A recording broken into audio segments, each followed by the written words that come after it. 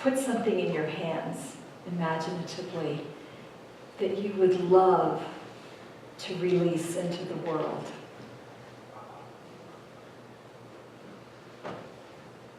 And then unfold your hands and imagine just sending it forth.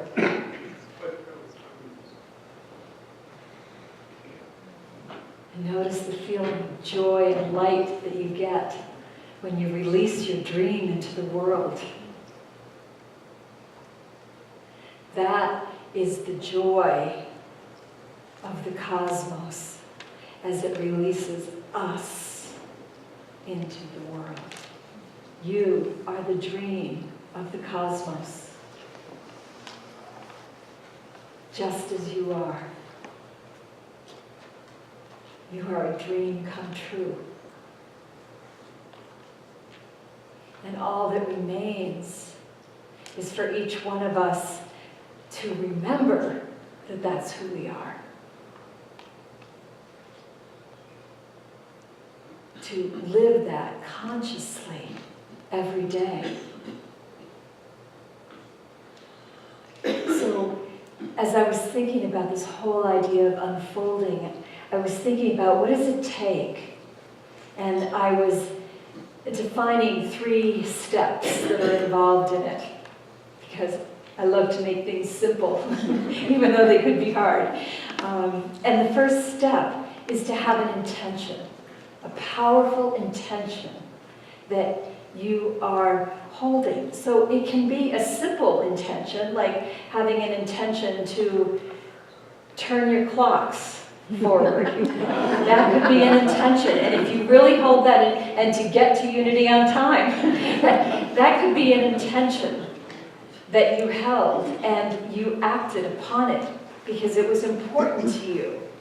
You have an intention, more generally, to show up when things are starting. And so that intention to turn your clocks ahead allows you to do that.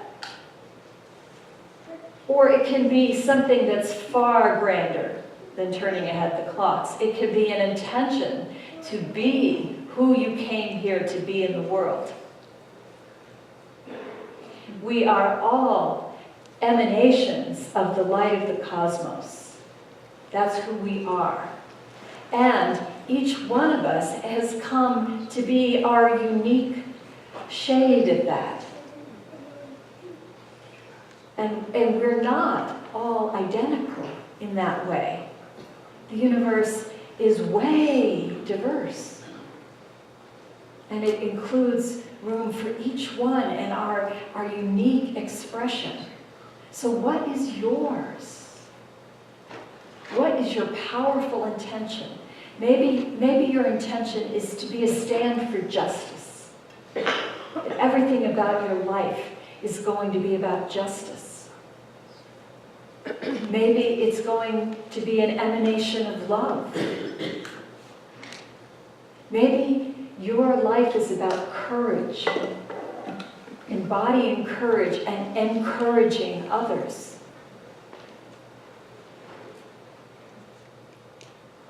Maybe you are here to be a healing force in this world. Each one of us gets to claim what feels resonant to us.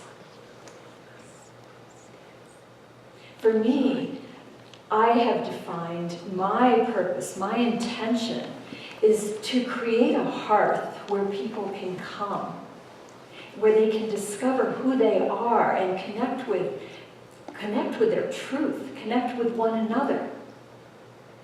And so when we have an intention, then we make commitments as a result of that. So one of my commitments in life is to unity and to growing unity so that more and more people find this hearth. They find the light of themselves and remember it, and they connect with others. And so all the energy that I put into that flows from that. You see how that goes? And so I'm not going to say it's effortless. I put a lot of effort in, but it comes from a place of commitment to that.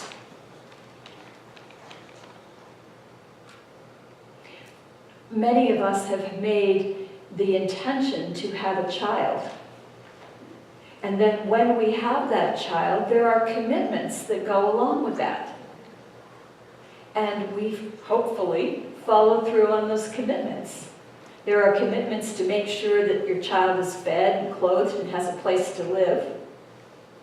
But the commitments don't end. You have a commitment to nurture and nourish this child. And then the children grow up. So I'm at a stage in my life where I have grandchildren now. And so part of what goes with that is that commitment continues. Your kids need things as adults. And you don't just say, oh, no, I did that. You're over 18. You're on your own. I mean, I'm not saying that you're still, feeding them pablum. You're not doing that as they get older, but they still have needs. And so I don't stop and question like, should I, shouldn't I? Because I have a commitment to these beings that I brought into the world. And my commitment is, if it's in my power to do it, I am going to help them. And so that makes it easy. I don't have to think about it. So you have to begin by identifying what is it that is your intention, and then what commitments come from it. I was so intrigued because we have the new member orientations that are happening right now. We had the first one just this week, and somebody in the group said, I'm really thinking about how will this change me if I make this commitment? And I thought it was such a great question. I loved how seriously this person was taking the thought of making a commitment. What does that actually mean?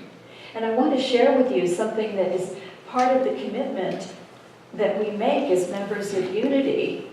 And everybody who is a member has made this commitment and then does their best to live through it. But they make this commitment because our intention as members of Unity is to be a force of light in the world, right? That's our mission. We're here to embody love and awaken spiritual consciousness. So when you decide you want to be a member, you decide that because you want to be part of embodying love and awakening spiritual energy. You have determined that this is in alignment with your overarching reason for being here in the world, and it's a good use of your energy.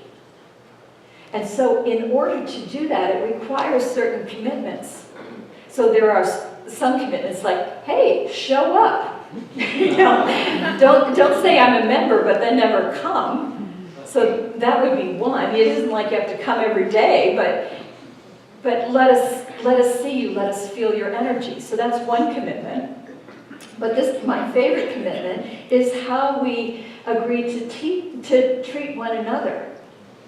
And I want you to just have in the background the framework of when you were like a third grade girl, or when you were in middle school, wherever you have been, where gossip is the rule of the day, and you are trying to get your place in the pecking order by knocking somebody else down. Has everybody had that experience on one end or the other at some point? Okay, so have that in the background as the contrast, and this is what we agree to. I pledge to see and treat Unity members and other attendees as part of my own spiritual body. I promise to think and act kindly toward them in word and deed, refraining from criticism and gossip. When I find myself triggered or concerned about someone's actions, not if, when I find myself triggered or concerned about someone's actions, I commit to searching my own consciousness for the source of the trigger. And if necessary, speaking directly to the person involved about my concerns. I promise to bring in the perspective of my higher self through prayer and meditation, and commit to seeing the other as light incarnate, beyond human foibles. It's a powerful commitment, isn't it?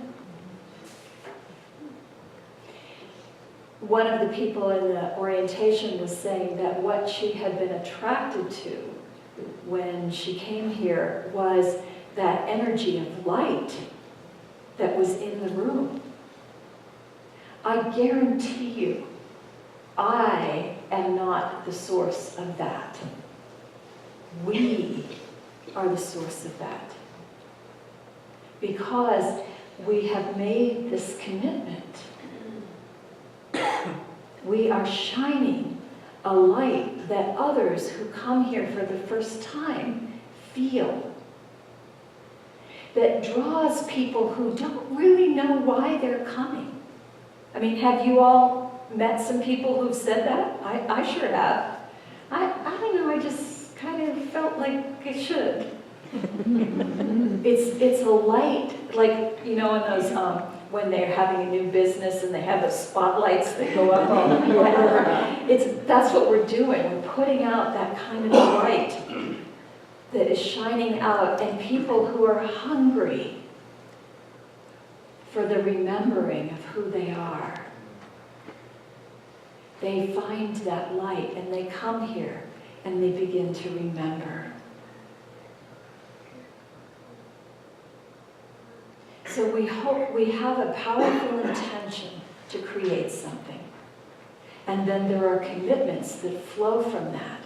So if you're questioning whether or not you want to be a member of this community, ask yourself, is it a commitment that makes sense with what you are here to be? That's the question. The question isn't, do I have enough time? Do I have enough money? No. The question is, who are you here to be? And if you are here to embody love and awaken spiritual consciousness in some form, then this is your place. And so a commitment to be part of this and to contribute in the way that is yours to contribute makes sense.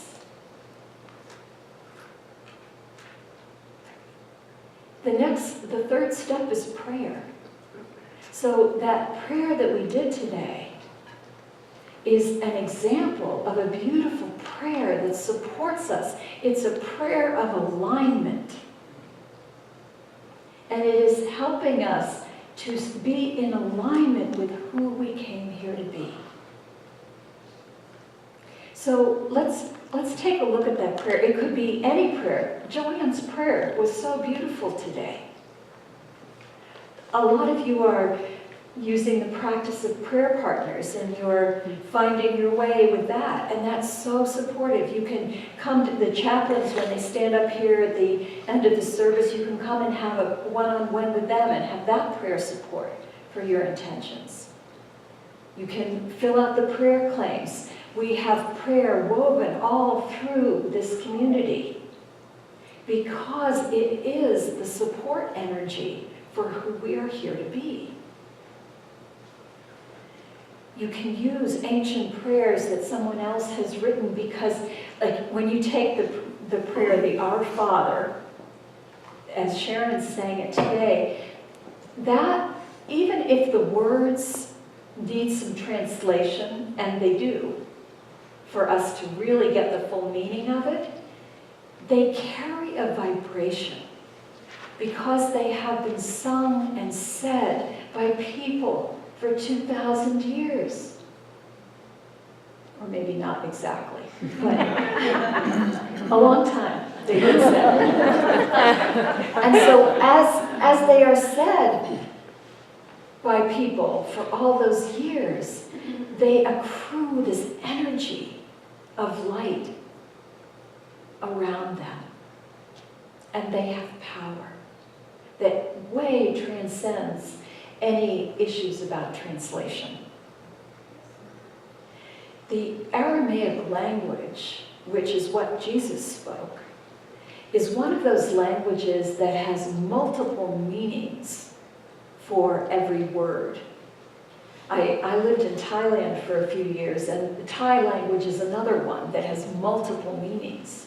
And so, for example, I remember the word sue, and it may be sue or sue. And clearly, I was not adept by the time I was done with this, but it could mean alley, or it could mean pretty. Two very diverse meanings. And those were only the two I remember. But, so in Aramaic, it's like that. Every word has like 5 different meanings. And presumably, the Aramaic speakers who talked to each other had some way of communicating, so you knew, were I calling you a back alley or a pretty, that was clear. I don't know. But what I do know is that when people get into the Aramaic language and they translate from the Aramaic into English, there are different translations. So the example that I gave you today of the Lord's Prayer from the Aramaic is not the only one I've seen. I've seen other ones that are different. And so there's room in the art of translation. So when you see others, don't fret about that, that's why.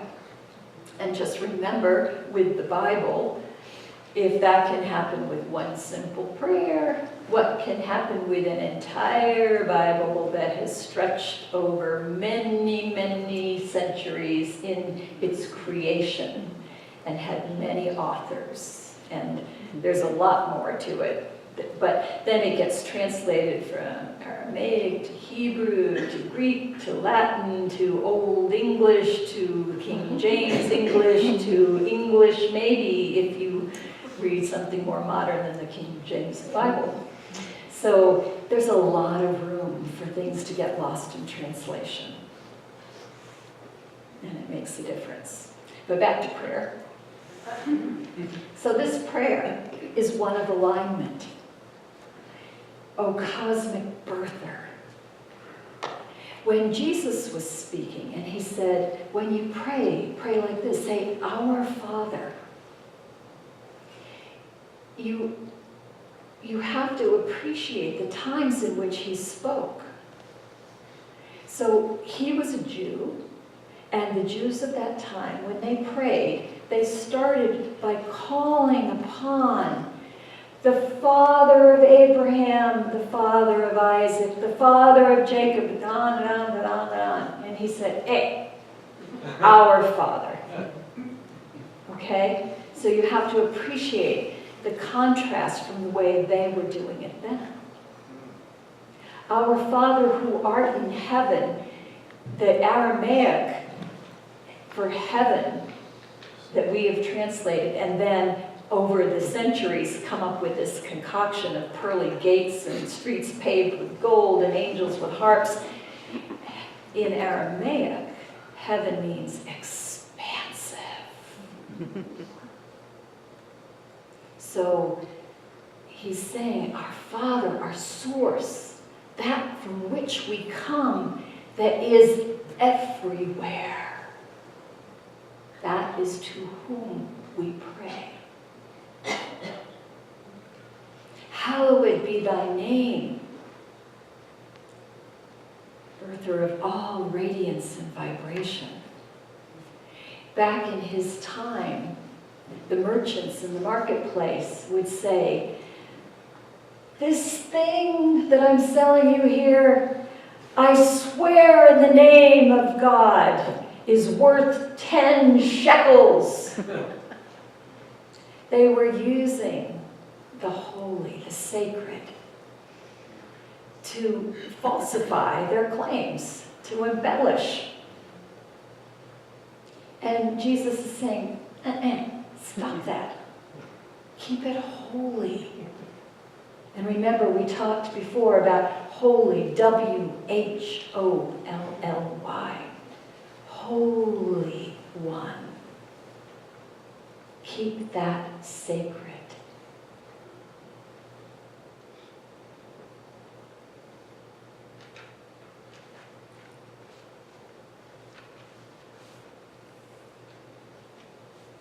Thy kingdom come. Kingdom was a pretty important thing back in those days. And most of the people that Jesus was speaking to thought kingdom meant, okay, we get to rule again. Those powers are out, we're in, let's go. And Jesus kept trying to present the idea, I'm not talking about that. I'm talking about a kingdom within. I'm talking about inner authority. Fill us with your creativity so that we may be empowered to bear the fruit of your mission, so that your will be done, so that the dream is released. Fill us with creativity, with the ideas. Charles Fillmore said, divine ideas, or ideas are divine currency. This is how we get it out into the world. We have these ideas of, oh, this could work, and then we commit. We commit to do what is ours to do. And then we use prayer to support us by realizing that we can be in alignment with our truth. That we are innately in alignment. Forgive us our debts is all about let go of all this stuff that we get entangled in, that's keeping us from being here where we need to be. Let go of that. It's not important. We're putting our focus on the wrong place. This is where we need to stand. Return to me, the me that is in alignment. We are here in this world to be the light. And every day, that should be the one question.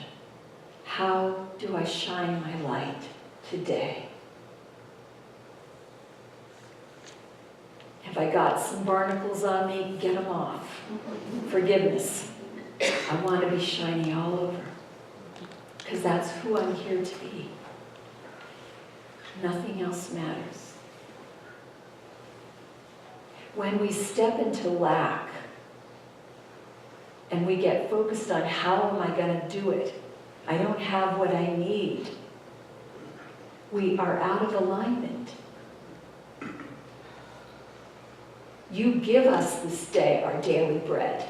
That's a claim. That's a knowing. Jesus is reminding us. It isn't give us, please, please, please, we need. It's you give us. You, the source, flow through us all the time with what we need. And when we are in alignment, we know that. And that's what's ours to know.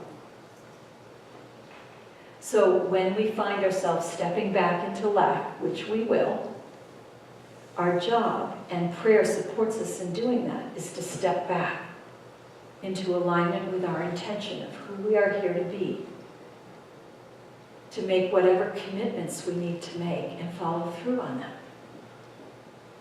And that is how we will unfold and be fully the light we are here to be. That's how the clouds and the night will part, so that we may shine. We are light.